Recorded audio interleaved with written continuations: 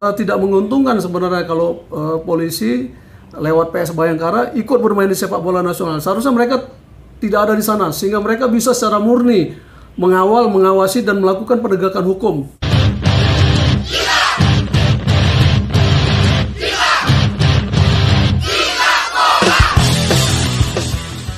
Selamat gini hari.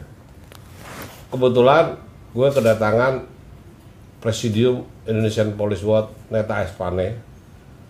Gue kepengen tahu apa dan maksud tujuan PS Bayangkara ini masuk di dalam sepak bola profesional.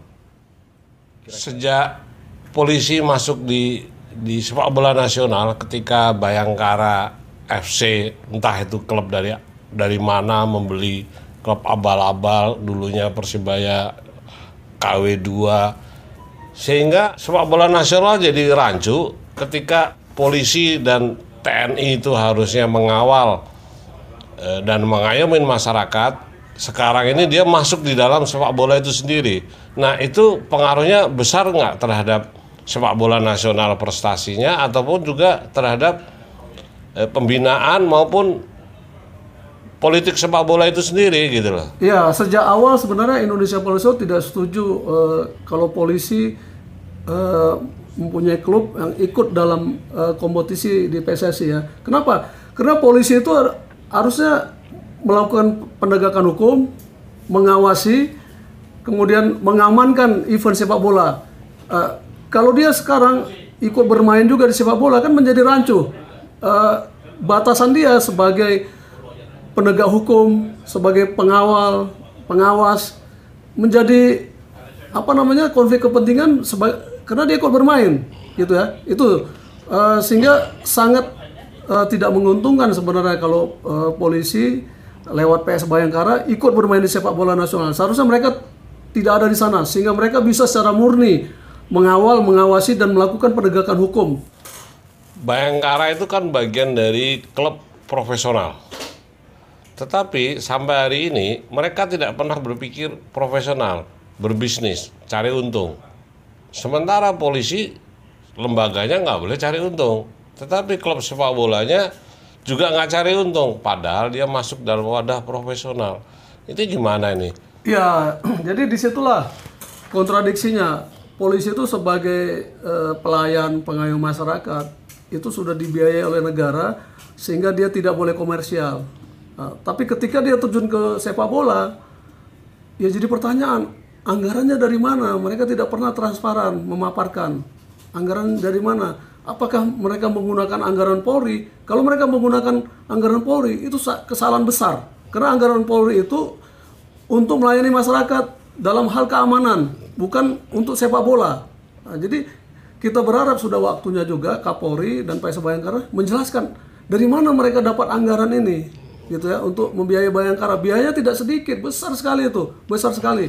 Kalau dari sponsor, ya mereka harus jelaskan dapat sponsor berapa, kemudian sumbangan berapa. Jangan sampai anggaran Polri mereka sedot untuk biaya sepak bola. Ini kesalahan besar. Nah, sebab itulah saya kira sudah saatnya juga KPK ini mencermati pembiayaan di sepak bola nasional. Kenapa? Karena ada dua lembaga, yang satu TNI, yang satu polisi.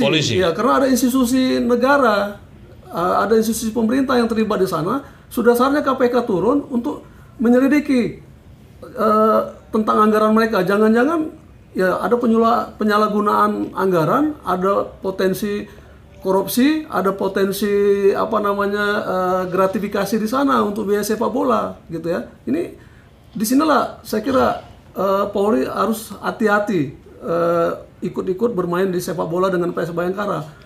Kalau mereka tidak hati-hati, mereka bisa dijerat KPK semua. Seharusnya KPK sudah saatnya turun.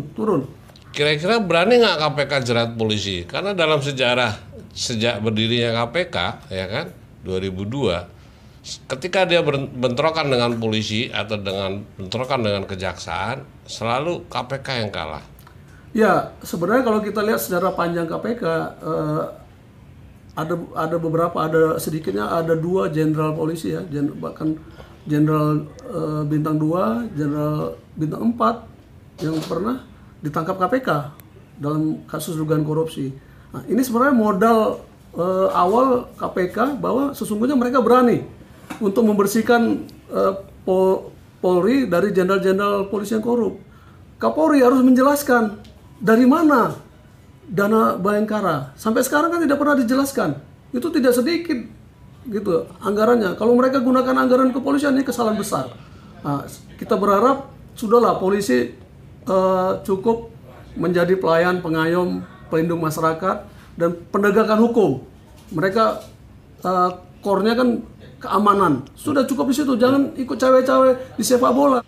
Biaya produksi kompetisi Liga 1 itu rata-rata 30-50 miliar satu musim.